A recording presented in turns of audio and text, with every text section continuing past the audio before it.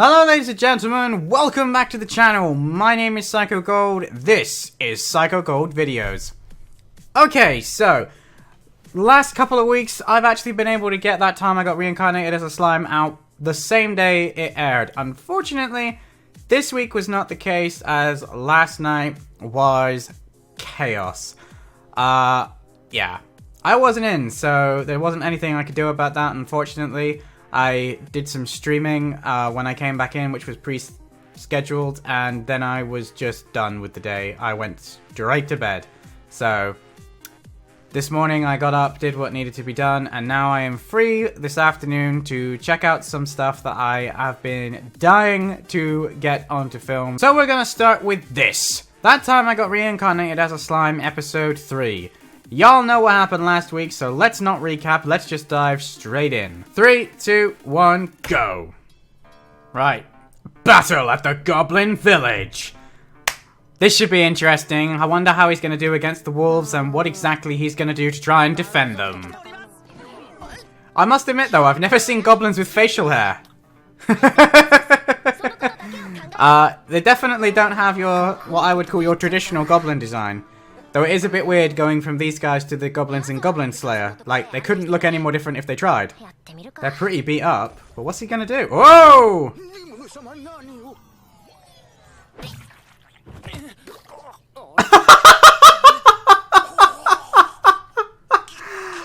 What? That was, oh, so that was rather comical. Oh, he literally threw the potions at him. Oh, there you go then. I love how, like, he projectiles them out, though.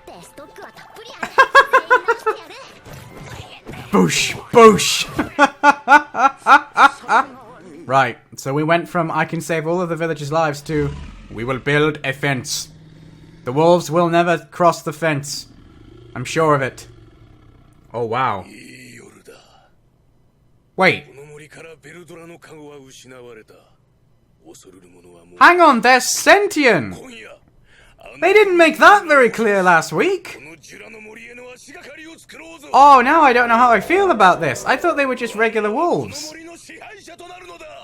I'd rather... No, dude, I'm siding with the sentient wolves. Oh, now I'm getting Wolf's Range flashbacks, especially with that scar on his eye. Fans of that anime know who I'm talking about.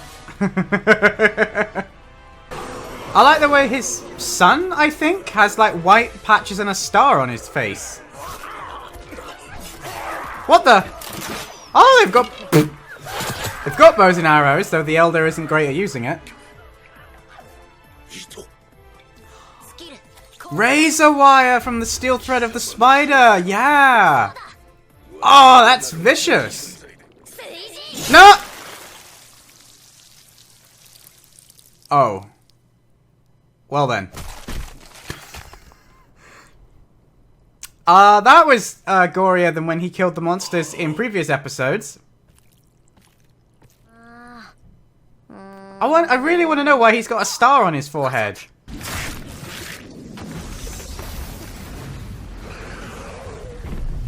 Yeah, this is what I thought he was going to do to begin with.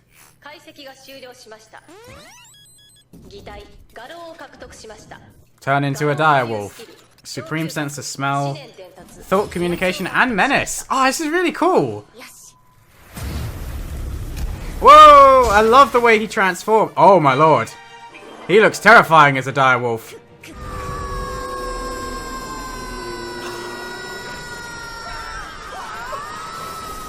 Flippin' heck!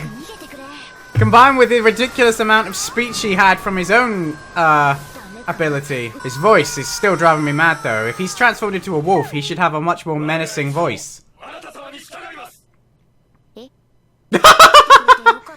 Nah, dude, you're stronger than them. It did end remarkably easily. I'm not gonna lie, that was almost like a Lord Ain's level of patheticness on comparison of power.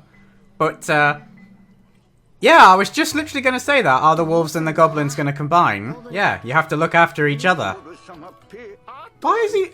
Is the elder struggling to stand up, or is he just scared because all these wolves are together? The dire wolves killed how many of them? And they killed the elder's son. Like, I don't know... It makes sense logically, let's put it that way, but I really don't know how that... whether or not they would. Oh no!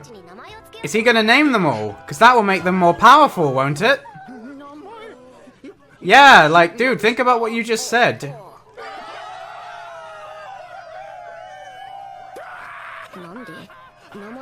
How have you forgotten this? When you got named, you had this big, showy, flashy thing happen to you. Look how excited they all look. Does giving them names sap some of his powers, I wonder? Oh yeah, he looks sad. Which is completely understandable since he did just watch his dad get decapitated. What? They sound like they're about to take off. Don't call him Wolffang. If it ends up being something to do with that star... He's gonna give him his family name, wait! That's gonna make him stupidly powerful, isn't it? Why didn't the system tell him that before getting to that point? He needs like a mana bar that he can just refer himself to. Given that his interface is like a computer anyway, they need to upgrade his HUD. There we go.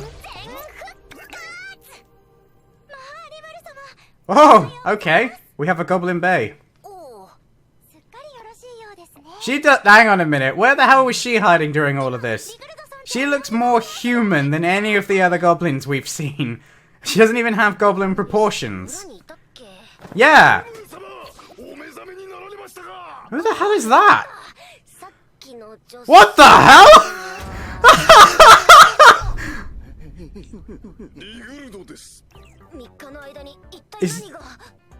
It's big. Oh wow! No wonder that such a magical's dry, dude. But I was just going to say you gave quite a lot of power to the wolf, and there he is. Look at the force in him! I told you those tails sounded like they were going to take off. Oh! Hobgoblins and goblinas. Okay. That's different. Explains my comment though when we saw the first goblin girl. Why has he got a horn on his face though? That's cool. So your entire clan evolved. So they're almost like a hive mind type creatures. They're like pack animals. The Tempest Wolves! Yes, because you gave him your last name.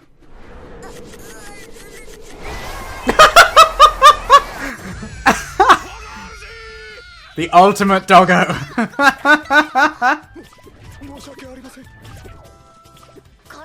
You can change your own size. That's cool. He's like he's similar to the slimes. Oh, I really hope these characters aren't just going to disappear after we get done with this episode. Yeah, it looks like they've all paired up successfully within reason. I can see a few goblins grouped together and a couple of wolves cuddling in the background. I like the fact that the don't be mean to others was somehow justified because what if one day they get stronger than you and be mean to you?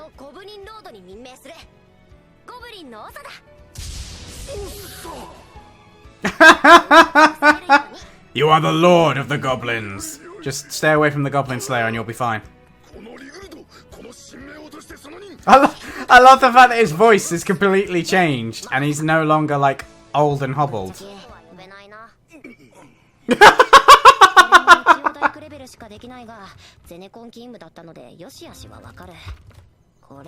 Gonna say it's no, it's actually gonna fall over. Oh, okay, so we might be introduced to some new people that they can trade with and gain some new skills from.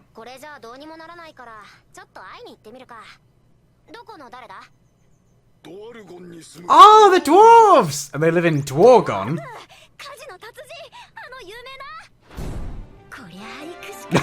Yeah, I bet any money they don't look like that, and they won't be how he's picturing them in his head. Oh yes! The Lord of the Wolves is going with him. Oh, so he's taking some goblins with him as well.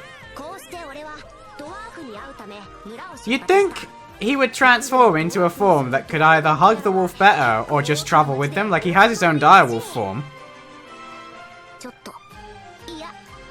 I'm excited too, dude. I'm really liking where this series is going. Well, there you go, ladies and gentlemen. That was episode 3 of That Time I Got Reincarnated as a Slime. A series that I am thoroughly enjoying. If I was applying the 3-episode rule of deciding whether or not I was going to watch this, I would be watching it. But I'd pretty much already decided that I was going to be covering the entirety of this anime before I actually started watching it, so therefore I don't need to worry about the 3-episode rule, and we can just get straight to watching it.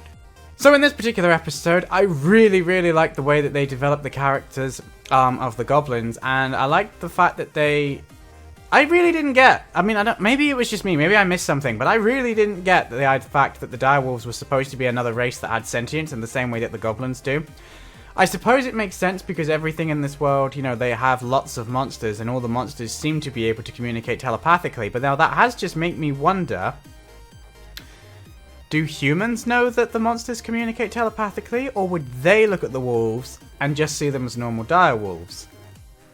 It's a very interesting thought. I'll be very interested to see what happens when the monsters have to interact with people, because they've kind of not really shown us that. We seem to be getting everything from the monsters' point of view, and obviously, you know, the goblins were kind of a bit of a pathetic race, or at least their existence wasn't the greatest with the way that they were, and the wolves were kind of like the top dogs. But obviously, with the arrival of the great Rimuru the Slime, the pecking order has changed, and Papa Wolf lost his head. And several of the wolves also got shish kebabbed, but given how many of the goblins that they'd taken out themselves previously, I suppose fair is fair in Love and War. Now, that being said, the bit of the episode I actually really enjoyed was seeing their interactions after the fight, as fun as the fight itself was, if a little bit unexpectedly vicious. I did not expect the blood, not because it bothers me, I'll watch Goblin Slayer, but last episode where he used Water Blade on, like, the monsters in the cave, there was nothing. They just fell apart. Like, there was no blood, there was no reaction. It was kind of tame, and I was kind of surprised by that, but in this episode, it's like, oh yeah, if you take someone's head off, there's going to be a bit of blood, probably. You know, it's just like, yeah, that's what I thought would happen. I really liked seeing him transform into a direwolf when he mimicked he used his predator ability, and he's obviously gained their abilities. And seeing as how in episode 2 we already saw that when he talks, he already has a big, powerful voice. The ability that he gained as a wolf to, like, intimidate, I thought was interesting, because it pretty much seemed to be identical to what he could already do. It just seemed to make him even louder. Like, everybody was holding on to something whilst he was trying to get his point across to the pack. But yeah, I really liked the Alpha's son, who is obviously now the head of the Tempest Wolves, which I think is a great name, and I loved seeing that moment. And that leads me on nicely to, I love the fact that he has named all of these monsters and has basically given them an entirely different lease on life. He's upgraded their existence, quite literally. And I'm wondering if the reason why the slime is so powerful now is that he wasn't so powerful, even though he was still pretty powerful. But obviously when the dragon named him, it's clearly given him much more of an upgrade than he's realized, and that the show didn't really make it seem like that big a deal. Yeah, it gave the actual naming a big fanfare, but it wasn't like the dragon went, you're now going to evolve in a few days, FYI, and you'll probably be stupidly OP with all of your abilities, so you can thank me later, pal. You know? Whereas now that we've seen what naming a goblin did, it just turned them into either hobgoblins or goblinas, I think, is what the women turn into, which basically just seems to turn them into waifu materials, but, you know, I'm sure there's a logical explanation for that. But then, that being said, the hobgoblins probably aren't exactly hard to look at if you're a lady looking to get some sweet goblin action. So, you know, it's just one of those things where it just seems to transform them into ridiculously powerful versions, like the ultimate evolution of their race, I suppose. Which is quite amusing, really, because obviously hobgoblins were also in Goblin Slayer, but they just certainly didn't look like that. I still don't really understand why the direwolf evolution gave him a horn on the end of his head, and I still don't understand why he has a star on his head. But the really weird thing is that the star has also changed with the evolution, so it's like stretched out over his face now instead of being a nice star in the center of his forehead. So I'm assuming that there must be some racial reason behind why he has these traits as a monster. I think it's cool though that he can adapt his size at will, like the wolves can get bigger and smaller, like you could just imagine them being like regular wolf size and then people thinking that they're easy prey and then they just suddenly hulk out. Seeing the wolves suddenly get bigger and hulking out, and they look pretty vicious when they want to get going, so I think the fact that they're traveling, you know, wolves and goblins side by side and the slime, that's a pretty powerful party running around the land right there. Even if they do run into humans, as they said, it's probably going to be a bad idea to run into humans. I think they're going to be able to hold their own. Now, with that said, the opening credits clearly shows humans, and he has the ability to morph into a human. Now, I'm not saying that I want that to happen. I'm actually quite happy with the way things are. What I am saying is, though, is that at the moment, the wolves and the goblins seem to be the supporting characters, and I'm really curious just how much they're going to be in the show, because I really like his little pet wolf that he's gained there. You know, the way he was like using his the slime as a pillow, and the fact that he was laying behind him during all of the talking. He's like, yeah, he has a friend for life there, especially after he named him, you know, the head of the wolf clan, and you know, he created the Tempest wolf clan. I was like, yeah, the Tempest name is definitely going to be spread by the time the dragon is able to come out and play, which will be interesting when that does happen. But it's really, I really hope that when we get the other characters who are in the opening credits, that they don't just immediately steal the spotlight. If they are going to become the main supporting characters, then that's fine, stuff like that happens, but I hope that the transition feels natural and it's not just like, and this party leaves, but it's okay because this party's here now, you know? Because some shows, they really struggle with that transition period where it really doesn't feel like any other... The only reason that the characters are changing is because the writers went, and here's new characters. Whereas some shows are much better at doing that and like phase it in and out over a period of episodes, which I would hope is what Slime is going to do, but I'm not entirely sure how many episodes Slime has off the top of my head. And with that said, the animation in this show is still absolutely beautiful. I'm really like this studio style. I'm thoroughly enjoying every single frame. I never get bored looking at it. I really like the Slime style. I like the design of the goblins, and obviously I love wolves anyway, and I'm a dog person, so of course I love the new Tempest Wolf Clan, but I'm really curious to see what the dwarves are going to look like in the next episode, and I'm looking forward to seeing what perhaps the Dwarven Kingdom is going to look like compared to a bunch of goblin shacks in the middle of nowhere. I'm also curious if the dwarves are going to want to trade with the goblins, because aren't they notoriously like on opposite sides? But then, are dwarves considered monsters in this world? Like, we don't really know much about this world still, to be perfectly honest. We know that there are fantasy races as such, and I'm desperately trying not to confuse Goblin Slayer and Slime now. But there are other fantasy races as such, but we haven't obviously been introduced to them. We did see a party of humans entering the cave to investigate what happened to the dragon. We know that there's an adventurers guild, and we know that it's led by a guy called Fuse, who is also the name of the author who wrote the text that this is based on for That Time I Got Reincarnated as a Slime. Say that 5 times quick. So I'm really excited for where this series can go. I'm thoroughly loving this. I know that a lot of people have been saying, oh, like, this show is like this show, and this show is exactly the same as this show, and yeah, I know, it's not, you know, there are other shows that you could easily compare this to. I mean, I came here from Overlord, so, you know, I could see some similarities, I'm not blind, but at the same time, I think it is different enough, and it's fun, you know? That I know that there are other shows like this, but this show just seems a lot more fun, and even though it's not light-hearted in as much as, you know, Yes, it's really light-hearted. We just watched a wolf get his head decapitated whilst his son watched. But you know what I mean. Like, the show itself is fun. It doesn't dwindle on the depressing nature of life.